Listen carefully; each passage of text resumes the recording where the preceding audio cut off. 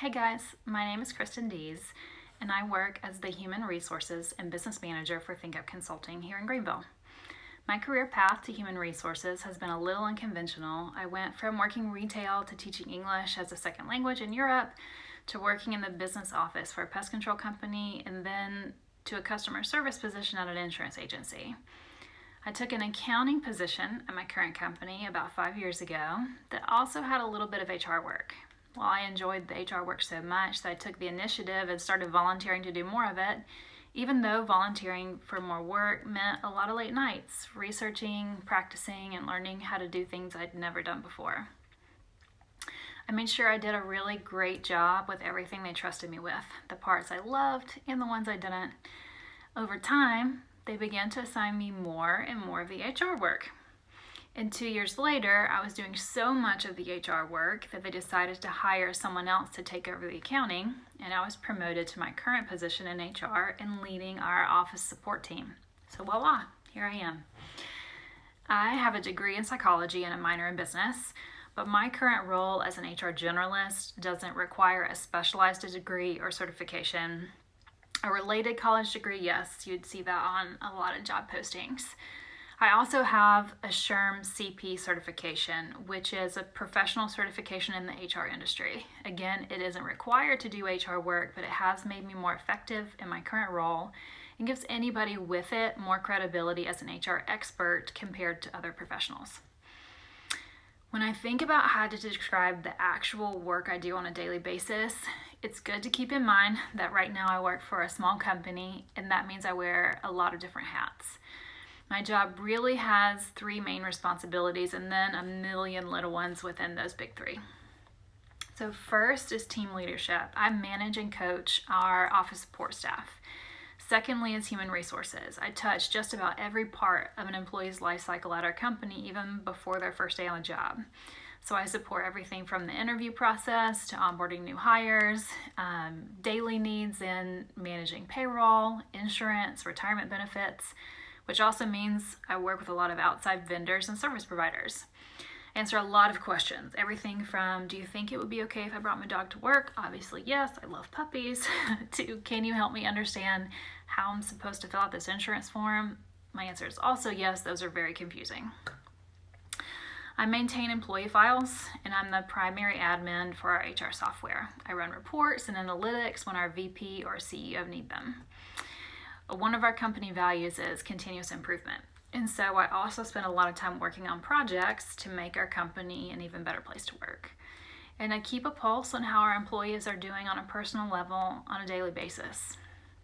My third main responsibility in my job is office management. So this means that I make sure our whole company is ready for business all day, every day, from facilities maintenance to safety and security, to making sure project teams are equipped with technology, supplies, and space to do their best work. And then I tackle any issues that pop up or disrupt work throughout the day. I would say the most important skills for my job are communication times a million, self-management, things like time, tasks, projects, priorities, and then customer service, because a lot of what I do is help people. Critical thinking, problem solving, and the ability to think strategically are also really important skills in my job. I also need to understand how the business works so I can make good decisions and recommendations for changes at our company. I need to know how changing one part of our business, like people, affects another, say profitability.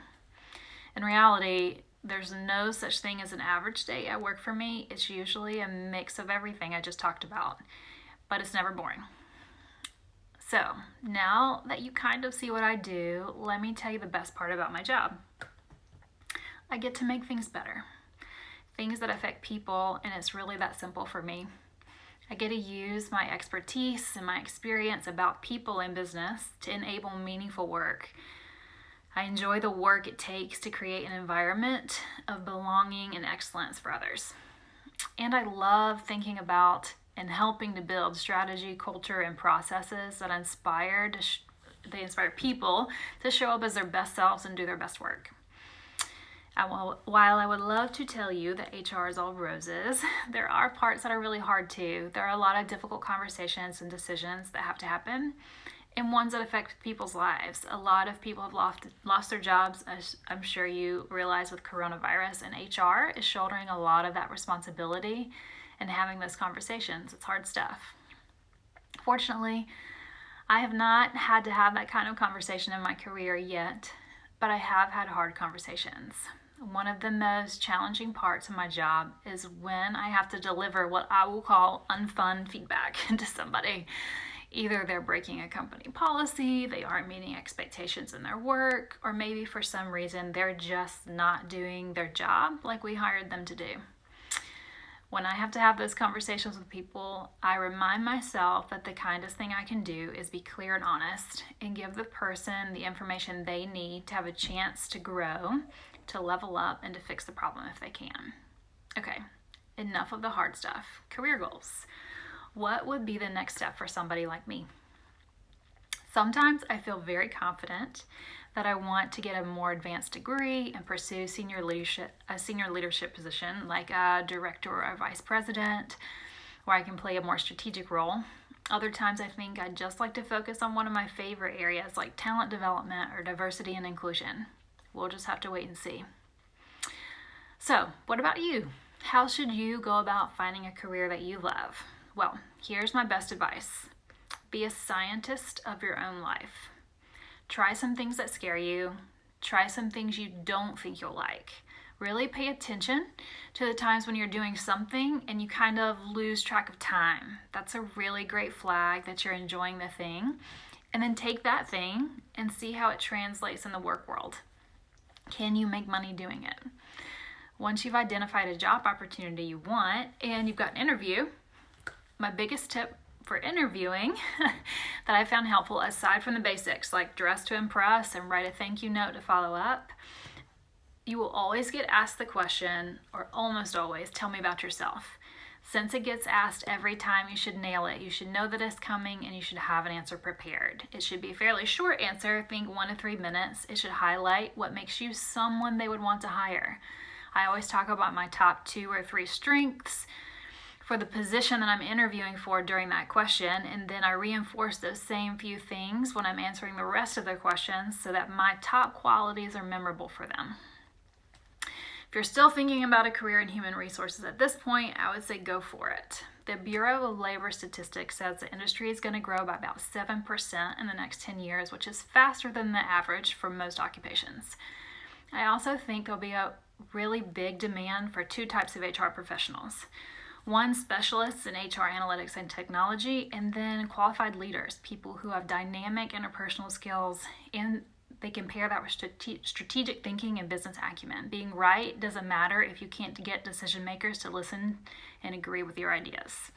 Okay, I hope you found something helpful in what I've shared. This career path has so many different opportunities and specializations. I hope you take the time to explore the possibilities.